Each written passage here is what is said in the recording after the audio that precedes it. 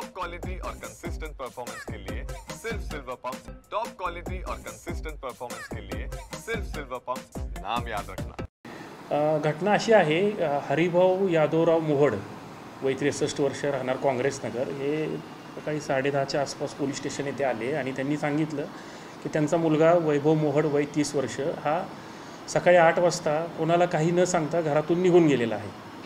त्यानंतर त्यांनी त्यांच्या त्या तक्रारीवर आम्ही मिसिंग दाखल केलेले आहे। मिसिंग दाखल करून तांत्रिक तसेच आम्ही तो कुठल्या दिशेने जाऊ शकतो त्या भागातील CCTV फुटेज चेक केले आहेत, तपास सुरू आहे।